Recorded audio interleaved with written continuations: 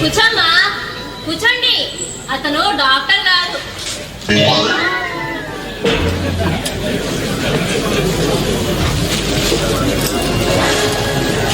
ఏం చూస్తున్నావు? WhatsApp message లే కాదురా, పిపిలెక్స్ వీడియో. ఏది చూడండి. చీటికి మాటికి నా విషయంలో జోక్యం చేసుకుంటాం. Watch dog. డాగుడిగా అన్నావంటే పెద్దవాడికి చెప్తాను ఆ వీడియో చూస్తున్నావని. చెప్పపోరా. నేను చెప్పను. మన నా చెయ్యి పట్టుకున్నావని. వచ్చి అబద్ధం రాని. అవునా రాజు? రాజు, ఏం చేస్తున్నారు ఇక్కడ? 4th ఫ్లోర్ లో 5వ నెంబర్ బెడ్, 6వ నెంబర్ బెడ్ చాలా చండాలంగా ఉంది. ముందు ఆయన క్లీన్ చేయవచ్చు. రాణి, ఓపి ఎవరు?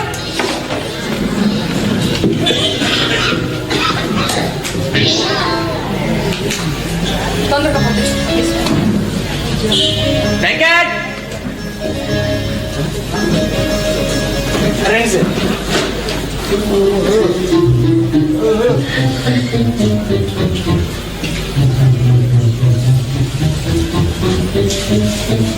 కూర్చోండి. ఏంటండి మీ ప్రాబ్లం? ఏమీ లేదమ్మా. ఏం లేకపోతే ఎందుకు వచ్చావయ్యా? చెప్పండి చెప్పండి. జ్వరం అమ్మా, ఒళ్ళంతా వేడి, అమ్మమ్మ తట్టుకోలేకపోతున్నాను, ఫుల్ జ్వరం.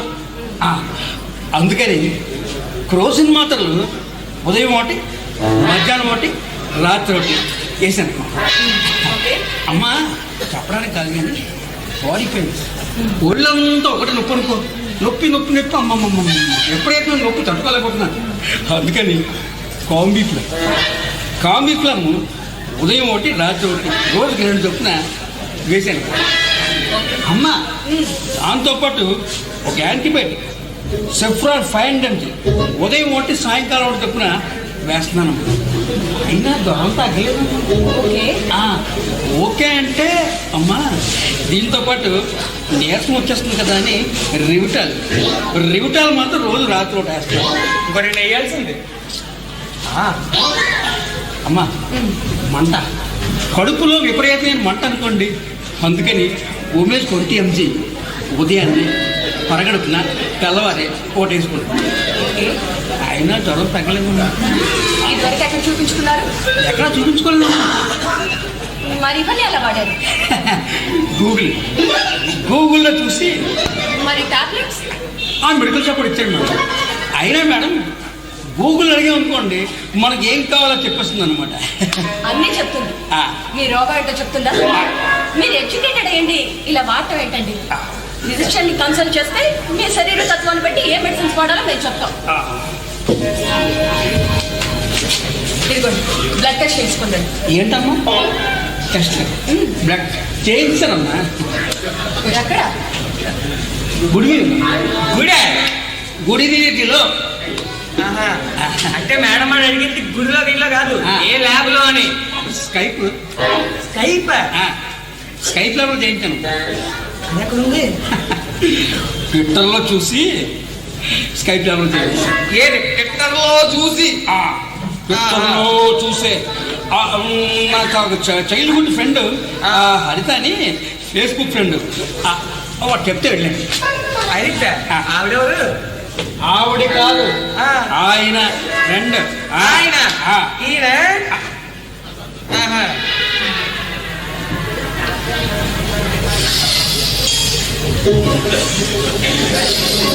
హలో, ఏంటిది? అదే డాక్టర్ గారు చూస్తున్నప్పుడు గాలి లోపలికి బాగా లాగి స్లోగా వదలమందరమ్మా. ఇక్కడే ఉంది. ఇది మీ గూగుల్ చెప్పలేదా?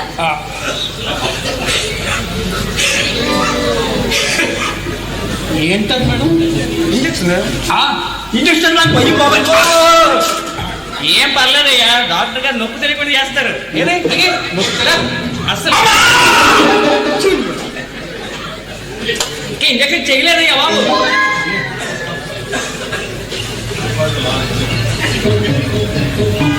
ఈ క్యాప్సూల్స్ వాడి.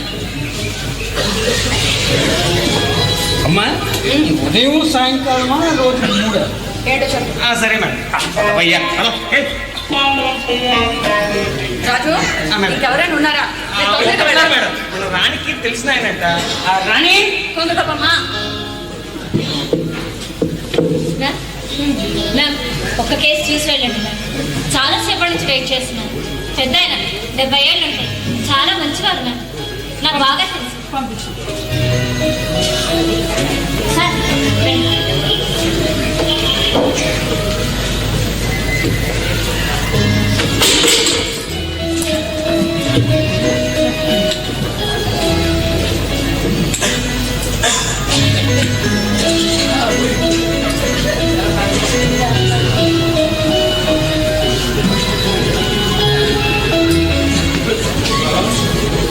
ఓకే మీరు బయట కూర్చోండి. పెద్ద మేడం గారు ఎక్కడ పిలుస్తాను. పదండి. లేదండి, మీరు ఆర్థోపెడిషియన్ డాక్టర్ సతీష్ గారికి చూపించాల్సింది. సార్ మీరా? మీకు తెలుసా మ్యామ్? తర్వాత చెప్తా కానీ ఓకే భార్య సర్లే కలవడం వెళ్ళి చూసిరా. అలాగే అయ్యి మీరు రమణ మాస్టర్ గారు కదూ? అవును. సుమారు 20 ఏళ్ల క్రితం కూర్చోండి సార్, మీరు అరకులో ఒక తండాలో పనిచేశారు అవునా? అవును. అప్పుడు రోజు ఒక అమ్మాయిని మీతో పాటే స్కూల్కి తీసుకెళ్లేవారు. వరదలు వచ్చి వాగులు వంకలు పొల్లితే భుజాల మీద ఎక్కించుకోనల్లా స్కూల్కి తీసుకెళ్లేవారు. ఆ పాపకు జ్వరం వస్తే ఇంటికెళ్ళి బ్రెడ్ మందులు మీరే ఇచ్చేవారు. గుర్తుందా? గుర్తుంది. పేరు చెప్పండి చూద్దాం. అరుడు కదా? అవునండి, నేనే సార్.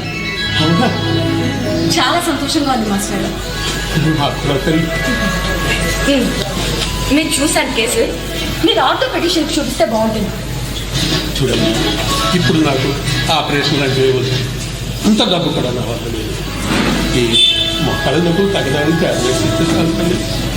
మీరేం మాట్లాడకండి, అంతా నేను చూసుకుంటాను. అమ్మా సార్ మీరున్నా కదా డాక్టర్ సతీష్? యా ఐమ్ అరుణ. ఏం లేదు, ఒక చిన్న ఫేవర్ చేసి పెట్టాను. ఎప్పటి నుంచో చూడాలనుకుంటున్నా మా మాస్టర్ గారు ఈరోజు నాకు కనిపించారు.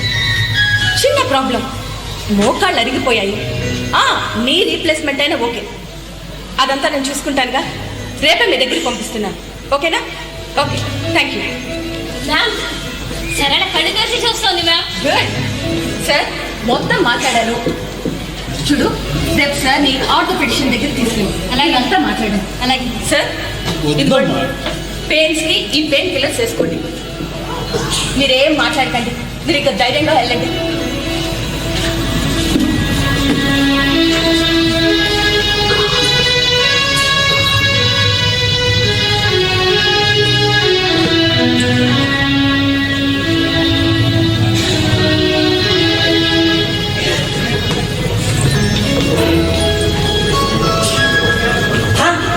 అమ్మయ్యా, ఇక కాసేపు ప్రశాంతంగా పడి కూర్చోవచ్చు.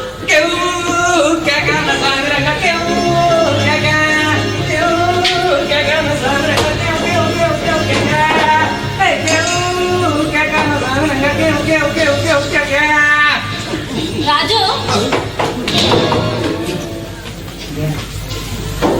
నవల రాయాలనుకుంటున్నాను రా.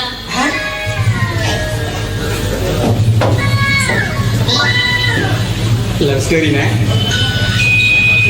అవునరా, మన ఇద్దరిదే. లోపల చూడు. సర్లే, ఎవరి మీద? ఎవరి మీద? పేషెంట్స్ మీదే. అబ్బో, రోజుకి ఎన్నెన్ని కథలు. అంటే ఇలా కూడా మా బుర్రలు తినేస్తానంటావు. అవును రోయ్, బుర్రలు నేను అంటే గుర్తొచ్చింది. మొన్న మధ్య కావిడ తన 15 ఏళ్ల కొడుకుతోటి మన హాస్పిటల్కి వచ్చింది. కొడుకేమో నాకే జబ్బు లేదంట, ఆవిడేమో ఆవిడకాయ మరి అసలు మాట్లాడిస్తే కదా ఆవిడంటూ. ఏరా, నేను చెప్పేది వింటున్నా లేదా? వింటున్నా. మరి నీలో నువ్వే నవ్వుకుంటున్నావు. నీ వాట్సాప్ లో ఏదో మెసేజ్ వస్తాను. ఫోన్ ఎందుకు తీసావు? ఎవడు పెట్టాడు కానీ చాలా ఫన్నీగా ఉంది. అవునా, ఏంటది? చెప్పనా? చెప్పు.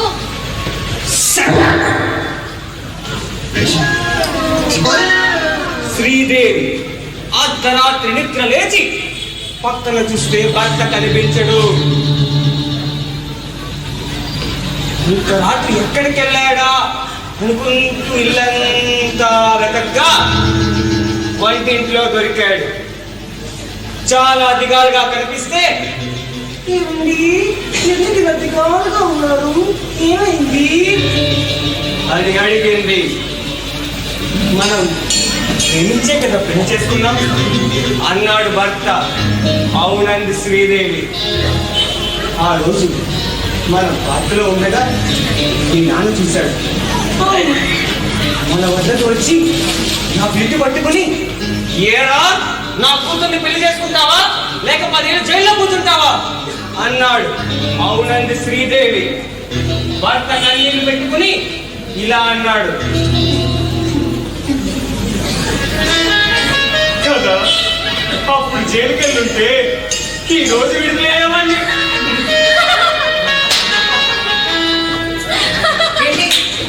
ఏంటి నవ్వను? ఇది హాస్పిటల్ ఇల్లు? రాజు, డాక్టర్ అన్నగారు పిల్లు. సరే రాణి, ఆ ఫైల్స్ తీసుకురా. Yes ma'am.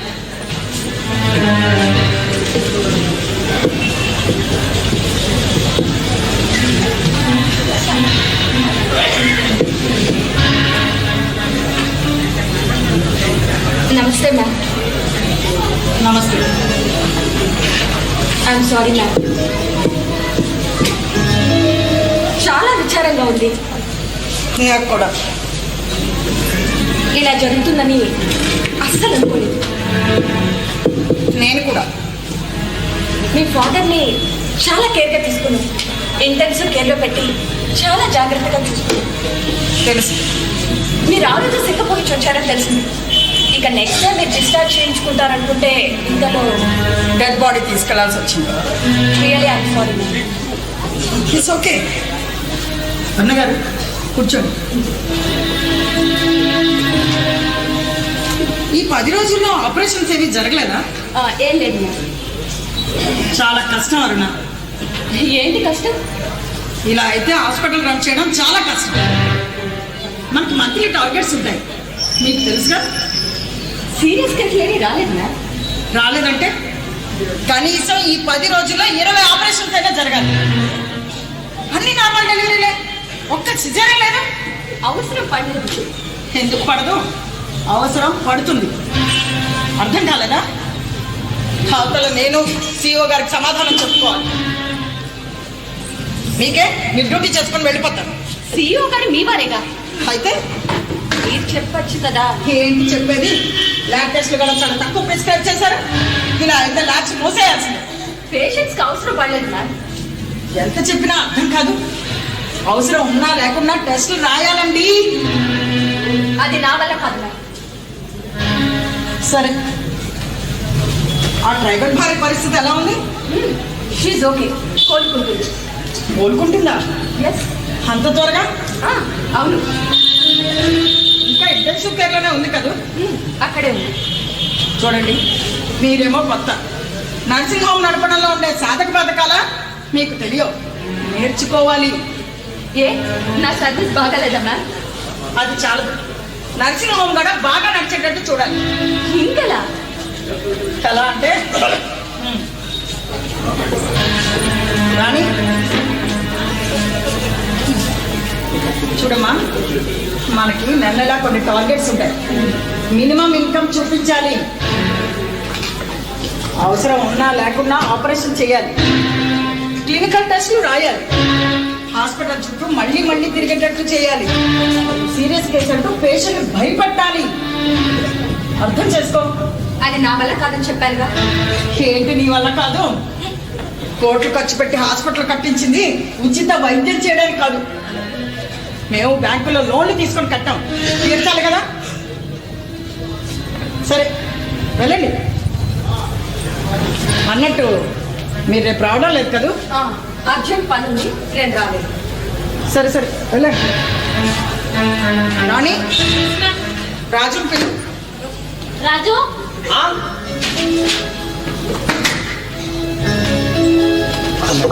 బయట ఎవరెవరు ఉన్నారు? బౌకి అతని కూతురు మేడం. పిలు. సరే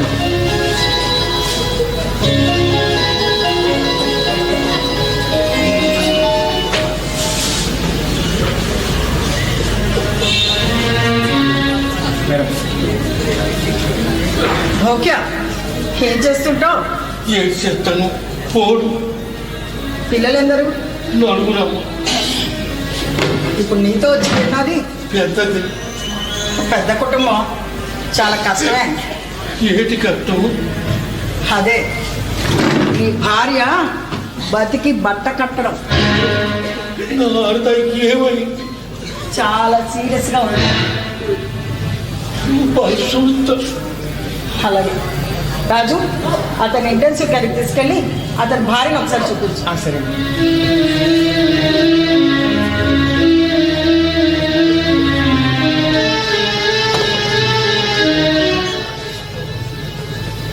హలో, గుడ్ ఈవినింగ్ సార్. నేను డాక్టర్ రమాదేవి మాట్లాడుతున్నాను. ఏదో అలా అయిపోయింది సార్. లాస్ట్ టైం అమౌంట్ ఇంకా పూర్తిగా సెటిల్ కాలేదు. అవును సార్, డాడీకి నేనంటే చాలా ఇష్టం. సడన్గా పోయాను. ఈరోజే డ్యూటీలో జాయిన్ అయ్యాను సార్. కొత్తగా చేరిన జూనియర్ డాక్టర్ అయినా అస్సలు కోఆపరేట్ చేయడం లేదు సార్. డ్రైవ్ కొండల్లోంచి వచ్చాను. ఎంత చెప్పినా అర్థం చేసుకోవట్లేదు. అయినా 1-2 రోజులు మార్పించేద్దాం అనుకుంటున్నా సార్. ఉంటాను sir. Thank you sir. Thank you.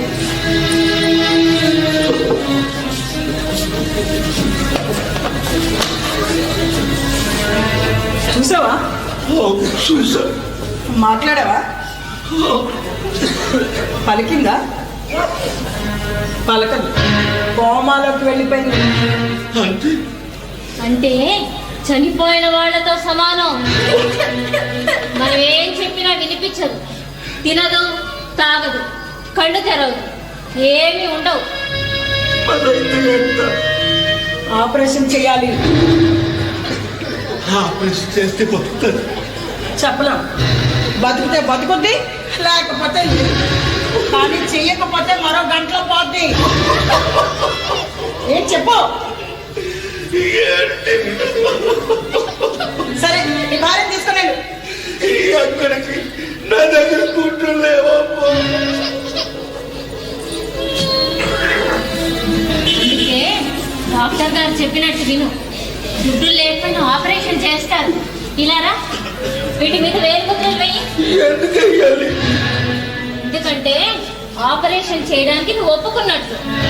రేపొద్దున అనుకోని ఏమైనా జరిగిందనుకో, నీకు ఇష్టమే అన్నట్టు. ఇక్కడే కాదు, ఏ ఆసుపత్రికి వెళ్ళినా నువ్వు వేలిముద్ర వేసి తీరవలసిందే. రాణి, నేను వస్తా. నువ్వు అన్ని చూసుకో. రాజు, నువ్వు రా.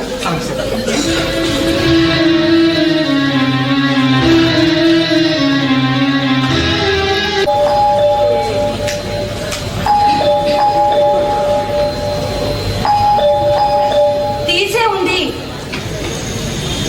ఏంటి లైట్ కూడా వేసుకోకుండా? నాకు ఇలాగే బాగుంది. ఏంటి చీకటా? కాదు, చీకట్లో ఆలోచించదు. అదే ఏంటి అని చెప్పొచ్చుగా. నీతో పాటు నేను ఆలోచిస్తా. ఎందుకులేండి, చెప్దు. నేను అక్కడ పని చేయటం మానేయాలనుకుంటున్నాను. ఎందుకని? నేను అక్కడ ఇవ్వలేకపోతున్నాను. ఇప్పటికీ 4 చోట్ల మారావు. ఇలా ఎన్ని చోట్ల మారుతావు? నాకు గవర్నమెంట్ జాబ్ దొరికేంత వరకు, ఎప్పటికూ లేదా సూటబుల్ ప్లేస్ దొరికేంత వరకు. చాలా కష్టం అనుకుంటా. ఎలా చెప్తున్నారు? నీ తీరు లోకం తీరు తెలుసు కాబట్టి. మీరు కూడా అలా అంటే ఎలా? నేనేమైనా ఆకాశం నుంచి ఊడిపడ్డానా? మీ ప్రొఫెషన్ నా ప్రొఫెషన్ అంత స్వచ్ఛంగా ఉండేనా? ఉండాలిగా. ఉండదు, కానీ ఉండదు. ఈ వ్యవస్థపై తిరగబడాలనిపిస్తుంది. వ్యవస్థలో మనం భాగమేగా. నేను కాదలుచుకోలేదు. అంత తేలిక కాదు. ఏంటది? చూడండి,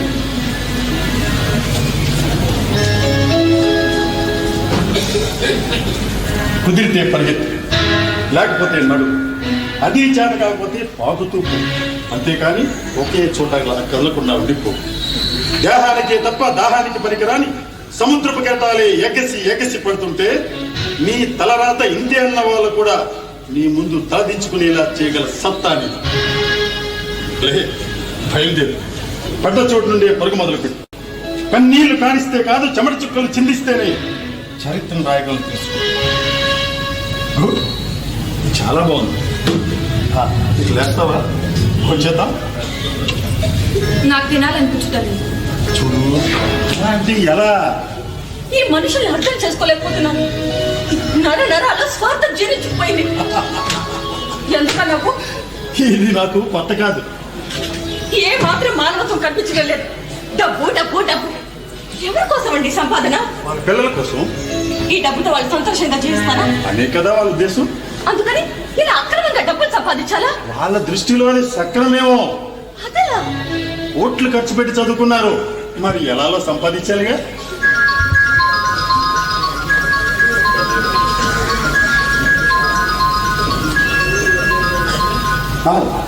సార్, అలాగే సార్, అలాగే అలాగే విడిచిపెడతాను.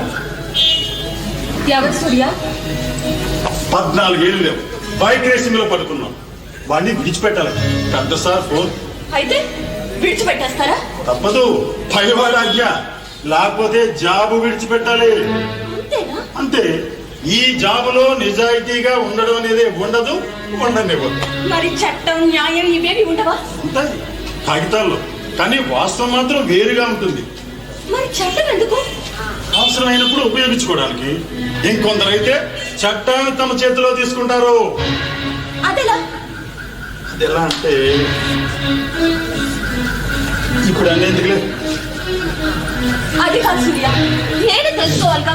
ప్లీజ్ చెప్పు. చెప్పమంటుంటే. మా వద్దకు నిత్యం కొన్ని మహిళా సంఘాలు వస్తుంటాయి. వాటి పనేంటో తెలుసా? మొగుడు పిల్లల గొడవల్లో తలదూర్చడం, ఆడవారిని వెనకేసి రావడం, మగవాళ్ళపై కేసులు పెట్టడం. ఇక్కడ తప్పెవరదనేది ప్రసక్తే లేదు. నిజానిజాలతో పని లేదు. వాళ్ళే డిసైడ్ చేసేస్తారు తప్పు మగవాడిదని. మరికొన్ని చోట్ల వాళ్ళే తీర్పులు ఇచ్చేస్తారు. 2-3 రోజుల తర్వాత మరి కనిపించరు, మరో కేసు తగిలేవారు. అవునవును, నేను టీవీలో చూస్తూనే ఉంటాను. టీవీ అంటే గుర్తొచ్చింది. ఆ మధ్య ఓ టీవీ ఛానల్ లైవ్ ప్రసారం చేసింది. ఒక అమ్మాయికి ఆమె తల్లిదండ్రులు ఓ ఘనమైన సంబంధం చూసి పెళ్లి చేశారు. అమ్మాయి కూడా తల వంచుకొని చక్కగా కాలి కట్టించుకొని భర్తతో అమెరికా వెళ్ళింది. కొద్ది రోజులకి అమ్మాయికి పాత ప్రియుడు గుర్తొచ్చాడు. అంతే, మొగుడు వదిలేసి ఇండియా వచ్చేసింది. ప్రియుడి కోసం వెతికింది, కనిపించలేదు. ఆత్మహత్యకు ప్రయత్నించింది. ఇంకా ఛానల్ చూడు, ఆ అమ్మాయిని ఆమె పాత ప్రియుడిని పట్టుకుని ఇంటర్వ్యూ చేసి హాస్పిటల్లో ఇద్దరిని కలిపి హాయిగా కలిసి ఉండమని దీవించేసింది. ఏంటి, భర్త జీవించి ఉండగానే విడాకులు తీసుకోకుండా? హిందూ వివాహ చట్టం, చట్ట పరిమితులు, కట్టుకున్న భర్త హక్కులు, కన్నవారి అభిష్టం ఏవి వారికి అక్కర్లేదు. నేనే కదా టెలికాస్ట్ చేసి మరీ తీర్పునిచ్చేశారు.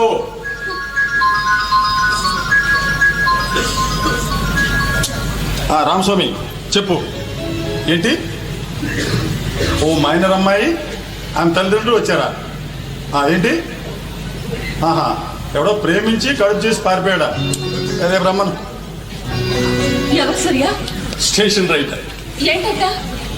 ఏముంది, ఫేస్బుక్, వాట్సాప్, మొబైల్ ఫోన్ లో చాటింగ్, పర్సంటేజ్ లో, కాన్వెంట్ లో, ఎల్కేజీలో లాంటి సినిమాలు చూసి మిర్చి మసాలా రేడియో ఎఫ్ఎం జాకీల సొల్లు కబుర్లు విని బ్రాహ్మణ్తో అబ్బాయిలో పడి కన్ను మిన్ను కనుక శరీరాలు అప్పగించి చివరికి అవసరం తీరక వాడు పారిపోతే అప్పుడు గుర్తొస్తాం. మేము మా దగ్గరకు వచ్చి కేసులు పెడతారు, మేము వాడిని వెతికి తీసుకొచ్చి పెళ్లి చేయాలంటారు. ఇలాంటి 4-5 కేసులు ప్రతిరోజు వస్తుంటాయి. తెలియక మోసపోయే వాళ్ళకంటే తెలిసి మోసపోయే వాళ్ళే ఎక్కువ. పీకల మీదకి వచ్చేదాకా తల్లిదండ్రులు ఏం చేస్తున్నారు? నిద్రపోతుంటారు.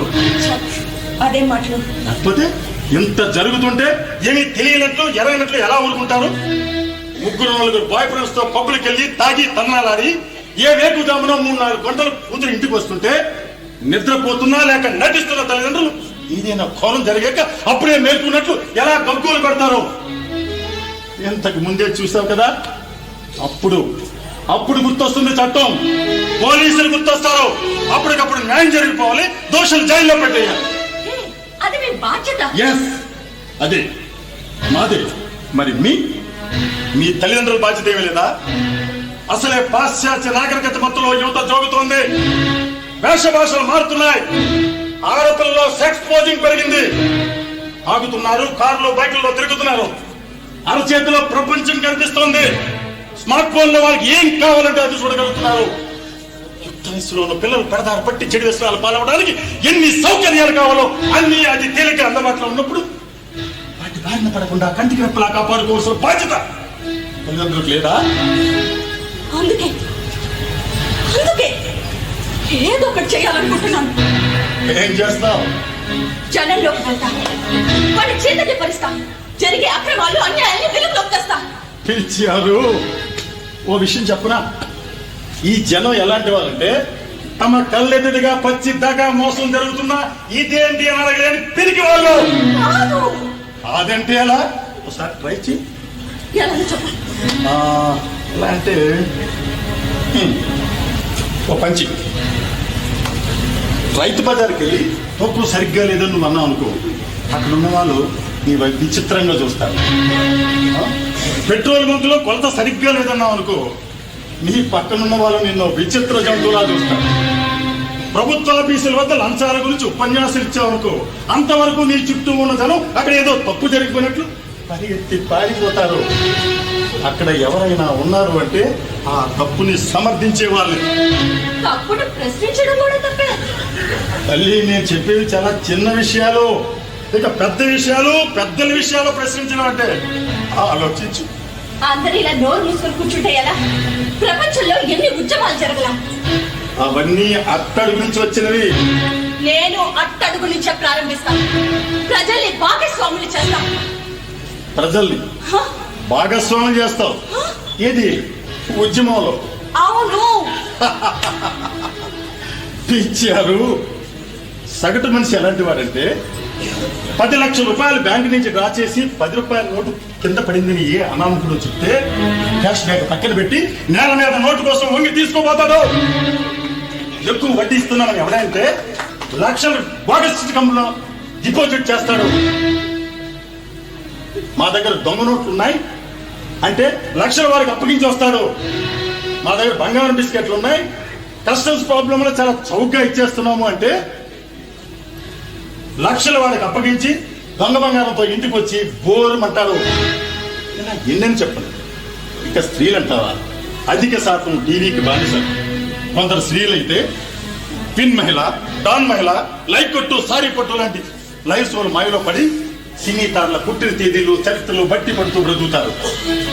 ప్రధాని ఎవరు, రాష్ట్రపతి ఎవరు, రాజధాని ఏదో కనీసం దిక్కులేవో తెలియని విషయమల్లవిలో రేపటి పౌరులకు తల్లులు ఒంటి నిండా నగలు, రంగురంగులు పట్టు చీరలు ధరించి దర్శనమిస్తుంటారు.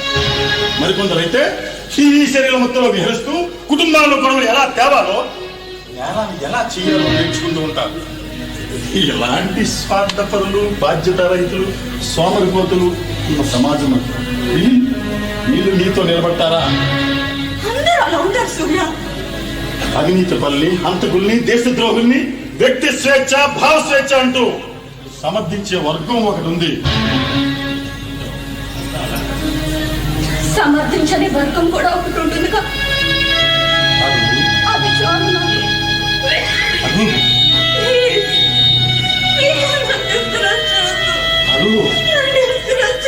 డిస్కరేజ్ చేయడం కాదు, వాస్తవం తెలియజేస్తున్నా. ఇదంతా ఎందుకు చెప్తున్నావు అంటే నువ్వేదో ఈ సమాజాన్ని సంస్కరించాలనుకుంటావు కాబట్టి. ఒకవేళ సందర్భం వస్తే నువ్వు ఎటువైపు నిలబడతావు?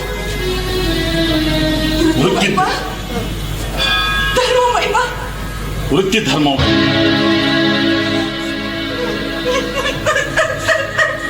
అరు అరు అరు ఏమైంది? ఏమైంది?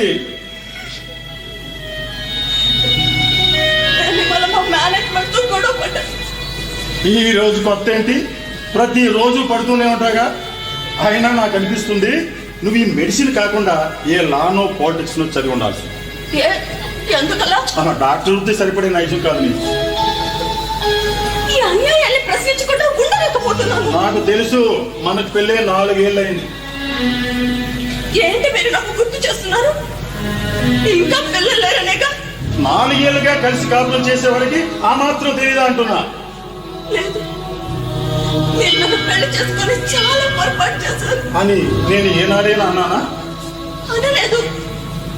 నాకే అనిపిస్తుంది. అసలు మీరు మా తండాకు ఎందుకు వచ్చారు? వచ్చారు సరే, నన్ను ఎందుకు చూశారు? చూశారు సరే, నన్ను పిలిచి ఎందుకు ప్రత్యేకంగా మాట్లాడారు? మాట్లాడారు సరే, మా అమ్మ నాన్న చెప్పి నన్నే పెళ్లి చేసుకుంటానని ఎందుకు అన్నారు? నేనంటే నీకు ఇష్టం లేదా? ఎందుకు లేదు?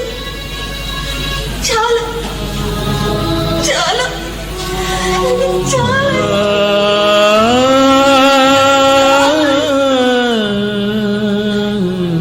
అది కాదు, ప్రతి రాత్రి ఏదో ఒక సమస్య నెత్తికి పెట్టుకొని వస్తున్నాను. నాకే అనిపిస్తుంది నేను కరెక్ట్ భార్యను కాదేమో. పోనీ మంచి డాక్టర్గా ఎక్కడో అరణ్యంలో మారుమూల తండాలో పెరిగాను. పేదరికంతోనే సహజీవనం చేశాను. మా ఊళ్ళ స్కూల్లో చదివి మెరిట్ తోనే మెడిసిన్ సీట్ తెచ్చుకున్నాను. డబ్బు కోసం ఈ గుడ్లు కుతంత్రాలు నాకు తెలియవండి. వీటికి నేను ప్రత్యక్ష సాక్షిని కాలేను. వీటిని చూస్తుంటే నా రక్తం మరిగిపోతుంది, నా పిడికిలు బిగుస్తుంది. ఒక సాధారణ కుటుంబ స్త్రీలా నా మమకను సాగించలేకపోతున్నానంటే okay okay my boy, okay my నవ్వాలి. నో నో నవ్వాలి నవ్వాలి. ఎస్, నాకు ఒక కథ గుర్తొస్తుంది. ఓ ధనవంతుడు తన 10 ఏళ్ల కొడుకుని తీసుకొని తన పొలంలో పనిచేసే ఒక పేద రైతింటికి వెళ్తాడు. ఒక రోజంతా ఆ పల్లెటూరులో గడిపాక తిరిగి వస్తూ వాళ్ళ కొడుకుని అడుగుతాడు, ఈ ట్రిప్ వల్ల నువ్వేం తెలుసుకున్నావు? వాళ్ళ కొడుకు అంటాడు, మనకి ఒక్క కుక్క ఉంది, వాళ్ళకి 4 కుక్కలున్నాయి. మనం తిండిని కొనుక్కుంటాం, వాళ్ళు పండించుకుంటారు. మనకి స్విమ్మింగ్ పూల్ ఉంది, వాళ్ళకి పెద్ద నది ఉంది. మన ఇంటికి తాళాలు వేసుకుంటాం, వాళ్ళ ఇంటికి తలుపులే లేవు. మన సెల్ ఫోన్లతోనూ టీవీలతోనూ కాలక్షేపం చేస్తాం. వాళ్ళు అందరూ కలిసి కూర్చొని ఒకరి యోగక్షేమాలు ఒకరు తెలుసుకుంటూ కాలక్షేపం చేస్తాం. మనం కలిసిన్నా విడిగా ఉంటాం, వాళ్ళు విడిగా ఉన్నా కలిసి ఉంటారు. థ్యాంక్ యూ డాడీ, నాకు ఇప్పుడు తెలిసింది మనం ఎంత పేదోళమో.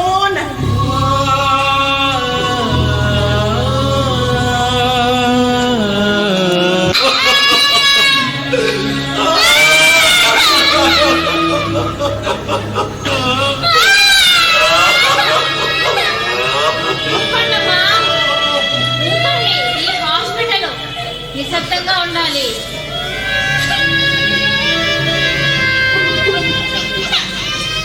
ఓకే, ఇదిగో తీసుకో. ఈ 2000 ఉంచు, మేడం గారు ఇచ్చారు. నీకు బిల్లు ఏమీ కట్టక్కర్లేదు, సరేనా? నీ భార్య శవాన్ని నువ్వు తీసుకెళ్ళిపోవచ్చు, బయట స్టెప్స్ మీద ఉంది. ఓకే,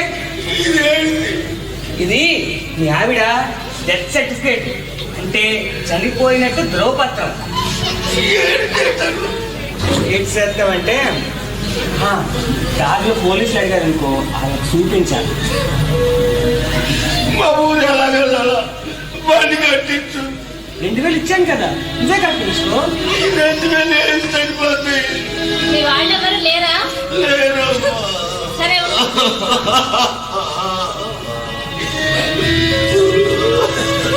హలో, నేను రాణి మాట్లాడుతున్నాను. మన అంబులెన్స్ ఏమైనా ఖాళీగా ఉన్నాయా? లేవా?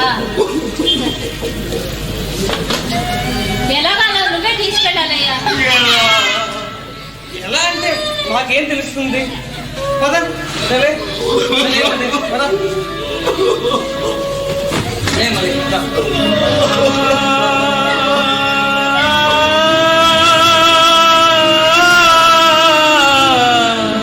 రాజు రాజు ఎక్కడ చచ్చాడు వీడు?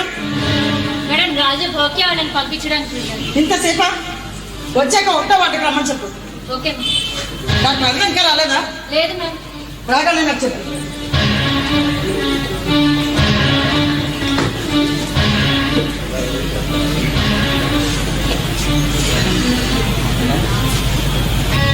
ఎప్పుడు ఆ ఫోనేనా? వాట్సాప్ లో ఎవరో ఏదో మెసేజ్ పంపించారు. 10 సెకండ్లకు 10 గ్రూపులు షేర్ చేస్తే ఓ శుభవార్త వింటా అంటారు. పంపావా? పంపాను. ఏంటా శుభవార్త? ఇంకేముంది, నా ఫోన్ కింద పడి పగిలిపోయింది. శుభం.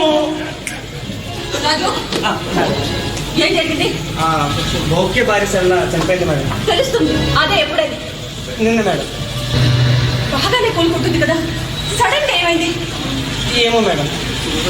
ఆ గౌకి ఒక్కడే బాధిస్తారని మోసుకెళ్తుంటే మీరంతా ఏం చేస్తున్నారు? 2000 ఇచ్చాం మేడం. 2000 ఏమైనా సరిపోతాయా? చాలా దూరం వెళ్ళాలిగా, ఏదైనా వెహికల్ మాట్లాడి పంపించాలి కానీ.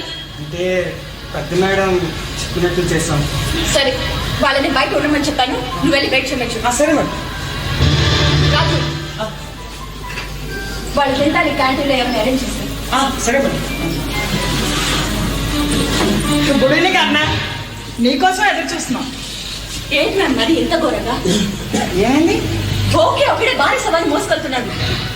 అలాగా? రాజుకి అన్నీ చెప్పానే. నువ్వు 10,000 ఇచ్చి పంపమన్నాను. 2000 ఇచ్చానన్నాడు. 2000 గుర్తులేదు. మ్యామ్ ఇది చాలా ఘోరం. రాణి, రాజు నీకు రమ్మను. రాజు క్యాంటీన్కి వెళ్ళాడు. వచ్చాక మరొక 8,000 వాళ్ళకి ఇచ్చి రమ్మను. వెధవా, 2000 ఎలా ఇచ్చాడు? నీకు చెప్పానుగా 10,000 అని. చాలా ట్రై చేసి లాభం లేకపోయింది. సరళకి బ్రెయిన్ డెడ్ అయింది. ఇక ఎన్ని రోజులు ఇంటెన్సివ్ కేర్ లో ఉంచినా లాభం లేదు. రాణి, Yes, ma'am. ఆ ఫైల్స్ తీసుకురా. పోలీస్ వాళ్ళకి కంప్లైంట్ చేసాం. చూడు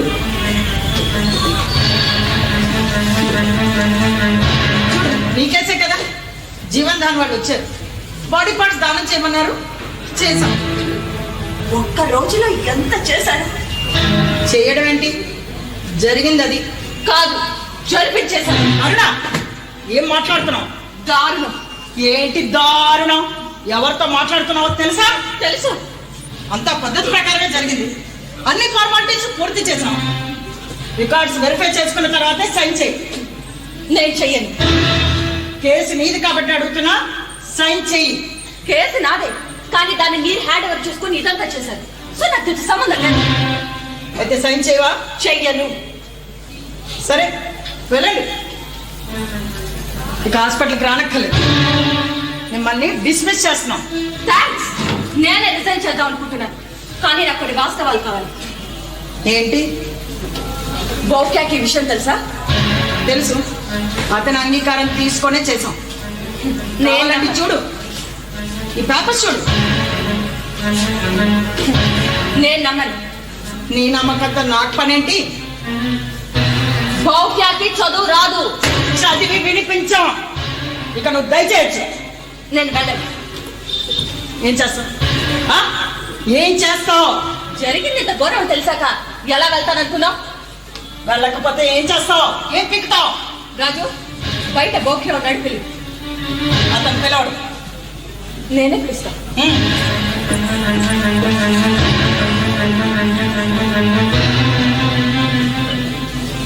హలో, డిఐజీ గారా? నమస్తే సార్. నిన్న మీకు చెప్పాను కదా మా జూనియర్ డాక్టర్ అరుణ గురించి. చాలా ప్రాబ్లమ్స్ క్రియేట్ చేస్తుంది సార్. బ్రెయిన్ డెడ్ కేసులో ధర్నా చేస్తుంది. మీ హెల్ప్ కావాలి సార్. ప్లీజ్ మీ సిఐని ఒకసారి పంపుతారా? Thank you sir. Thank you very much. గౌక్యాకేం తెలియదంటున్నాడు. అబద్ధం. నీవా అతనివా? సాక్ష్యాలు ఉన్నాయి. అవి నువ్వు సృష్టించినవి. అసలు మధ్యలో నువ్వేంటి? చూడు, అనవసరంగా నాతో గొడవ పెట్టుకో. కావాలంటే ఎంత కావాలో అడుగు, ఎంత కొంత డబ్బు ఇస్తా. నాకు కాదు, భౌక్యాకి న్యాయంగా అతనికి ఎంత కావాలో అంత ఇచ్చే. ఎంత ఆ? ఎంత? కనీసం 10 లక్షలు. ఇవ్వకపోతే ఇక్కడి నుంచి కదలం. ధర్నా చేస్తున్నావా? లేదు, అధర్మాన్ని ప్రశ్నిస్తున్నా. ముందు నువ్వు ఇక్కడి నుంచి వెళ్తావా లేదా? వెళ్ళం. ఏం చేస్తావు? చూడు, ఇది హాస్పిటల్. ఇక్కడ ఎందరో రోగులు ఉంటారు, స్టాఫ్ ఉంటారు. మా డ్యూటీకి ఆటంకం కలిగిస్తున్నామని నీ మీద కేసు పెట్టాల్సి వస్తుంది. పెట్టుకోండి.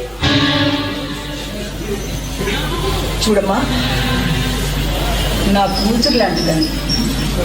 నీ మేలు కోరి చెప్తున్నా, వెళ్ళమ్మా, వెళ్ళు. నా తల్లి లాంటిదాన్ని. నీ మేలు కూడా చెప్తున్నాను. భౌక్యాకి న్యాయంగా ఎంత ఇవ్వాలో అంత ఇచ్చేయి. ఏం చేస్తావే? ఏంటి బ్లాక్మెయిల్ చేస్తున్నావా? జాగ్రత్త. ఇప్పుడు నాలో ఉన్న చెడ్డతనాన్ని ఇదిగో నడుసంత మాత్రమే చూసావు. నా అసలు రూపాన్ని చూస్తే గుండె గుండె పగిలి చేస్తావు. ఏం చేస్తావు? ఏం చేస్తానా? జరిగింది రండి సార్, మీకోసమే ఎదురు చూస్తున్నాం. ఎందుకు? ధర్నా అడ్డు గొడవ చేస్తుంది సార్.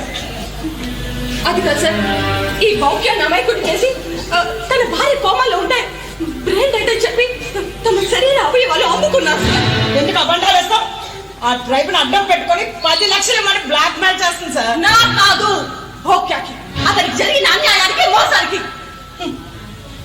రండి సార్, మాట్లాడుకుందాం. అన్ని వివరంగా చెప్తాను ప్లీజ్.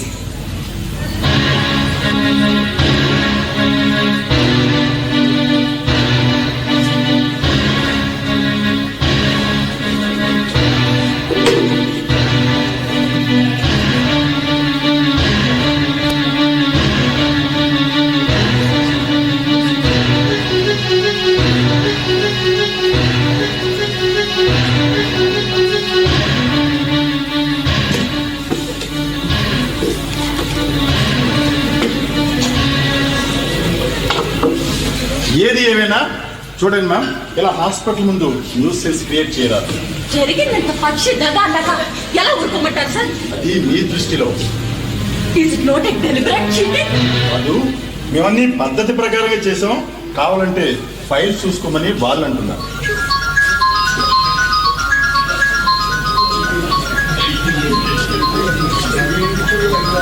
సార్ వచ్చేసాను సార్, ఇక్కడే ఉన్నా. Okay sir, okay okay sir. Everything they have manipulated.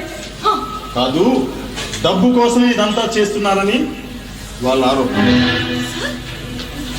నన్ను చూస్తుంటే మీకు అలా కనిపిస్తున్నానా? అంత నాటకాలు. నీవో నావా నాటకాలు? చెప్పండి సార్, నేను అలా కనిపిస్తున్నానా? ఇక్కడ ఎలా కనిపిస్తున్నారని కాదు, వాస్తవం ఏమిటి అని చూడు. ఇక్కడ మనం భార్య భర్త ఉంటారు. సరే, ఓకే అని అడగండి.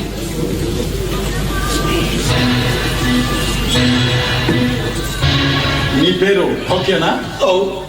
సరళ నీ భార్య? ఇక్కడ జరిగిందంతా నీకు అర్థమైందా? నీకు తెలిసేదంతా జరిగిందా?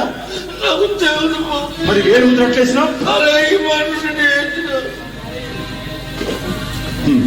50,000 ఇచ్చినట్లు అక్కడ రాసింది. ఎంత ఇచ్చారు?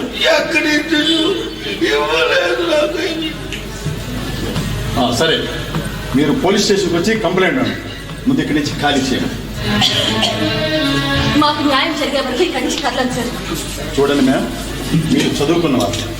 ఇంకాసేపు ఇక్కడే ఉంటే ఏవో సంఘాలు వస్తాయి, మీడియా వస్తుంది, రాజకీయ నాయకులు వస్తారు, శాంతి భద్రత సమస్య ఏర్పడుతుంది. దయచేసి మాకు సహకరించండి. కేసు నేను కాలిపోతుంది సార్. ఈ భౌక్య, ఈ అమాయకుడు, ఈ నిరక్షరాసుడు, ఈ ఆత్మకుడు కంప్లైంట్ పోలీస్ స్టేషన్ చుట్టూ, కోర్టు చుట్టూ, లాయర్ చుట్టూ తిరగలరా? ఇదేంటి అని ప్రశ్నించే నైజం కాదు, ఆ ధైర్యము లేదు. నాగరికతకు దూరంగా ఎక్కడో లోయలో చిన్న గూడు కట్టుకొని అనారోగ్యం, దారిద్ర, మూఢ నమ్మకాలకు తోడుగా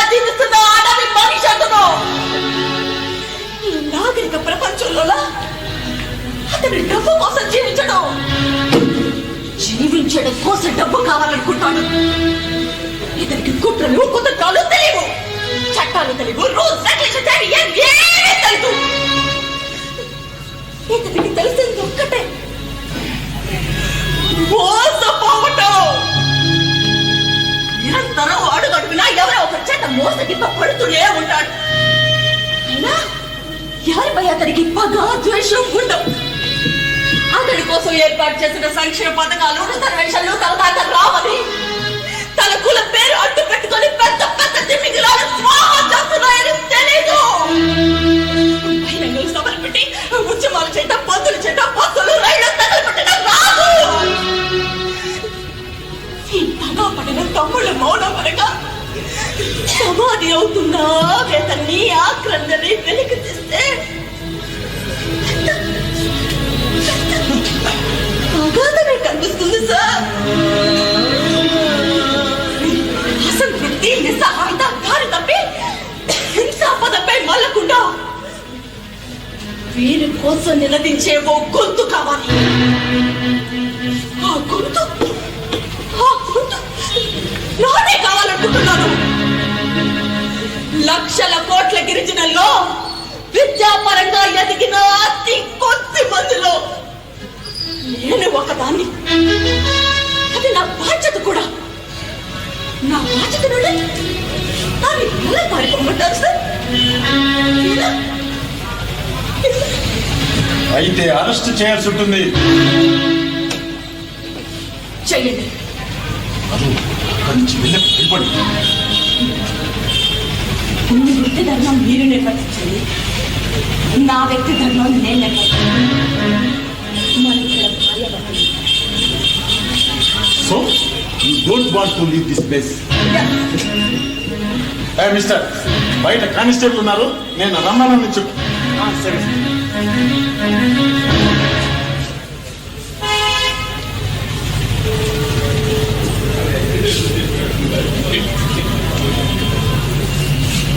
సార్, ఏంటి? మీతో మాట్లాడాలి. మాట్లాడు. పర్సనల్ గా మాట్లాడాలి. పర్వాలేదు, ఏంటో చెప్పు. నన్ను అరెస్ట్ చేయండి సార్. ఎందుకు? మేడం అరుణ్ గారి నేరం అయితే నాది అంతకంటే పెద్ద నేరం సార్. ఏం నేరం చేశావు? నేరస్తులకి సహకరించాను. ఎవరా నేరస్తులు? వీళ్ళే సార్. ఓకే, నాయక్కి జరిగిన అన్యాయం అంతా నిజమే సార్. అతని భార్యకి సీరియస్ గా ఉన్న అబద్ధం చెప్పి వేలు ముద్దలు తీసుకున్నాం. కోమాలో ఉంటే బ్రెయిన్ డెడ్ అని చెప్పాం. 2,000 ఇచ్చి 50,000 అన్నాం. ఇది ఇప్పటి సంగతి సార్. నేను చేరిన దగ్గర నుంచి ఇలాంటివి ఎన్నో చేద్దాం సార్. ఎంతకాలం నుంచి ఇక్కడ పనిచేస్తున్నావు? 5-6 ఏళ్ళ నుంచి సార్. మరి ఎంతవరకు ఎందుకు కంప్లైంట్ ఇవ్వలేదు? ఎవరికి సార్? మాకే. ఎలా చెప్తాను సార్? బ్రతుకు తెరువు, నిరుద్యోగం, ఆర్థిక ఇబ్బందులు తట్టుకోలేక 5 ఏళ్ళ కింద ఉద్యోగం కోసం ఊరొచ్చాను సార్. ఒక కిడ్నీ ఇస్తే 2 లక్షలు ఇస్తామన్నారు సార్. సార్ చూడండి సార్,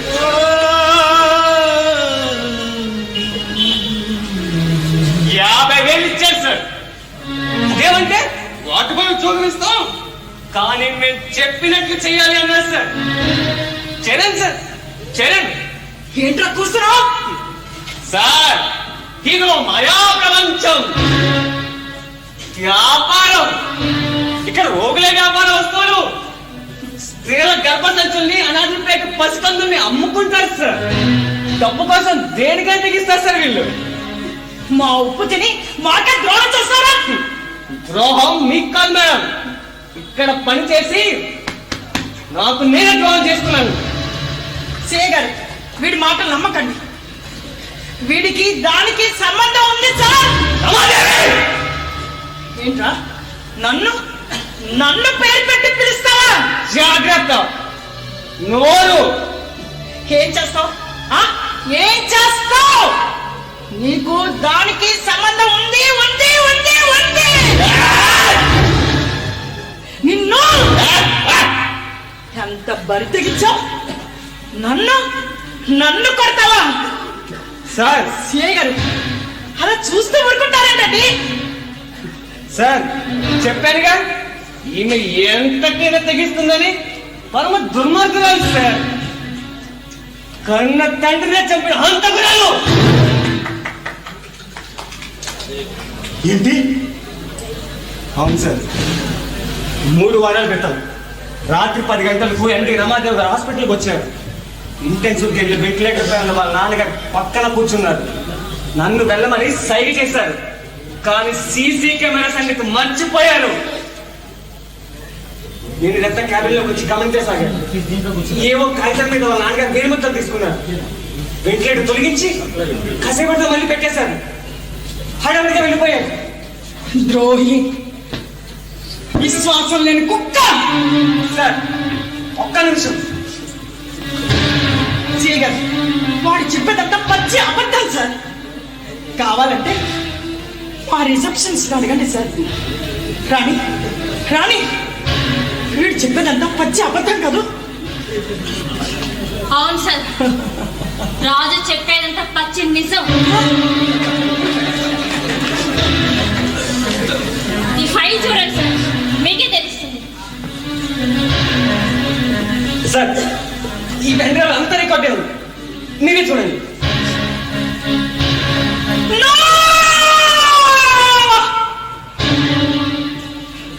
సిఐ గారు, వీళ్ళంతా కలిసి నా అబ్బాయి కుట్ర పన్నారు సార్. ఒక్కసారి లోపలికి వస్తే అన్ని విషయాలు మాట్లాడుకుందాం సార్. అవసరం లేదు. పోనీ ఒక్కసారి మా వారితో మాట్లాడతాను సార్.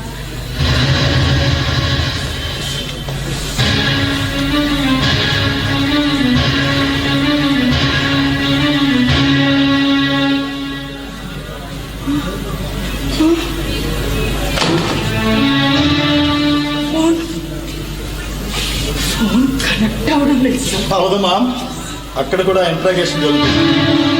ఆల్రెడీ మీ మీద మాకు చాలా కంప్లైంట్లు వచ్చాయి. అంటే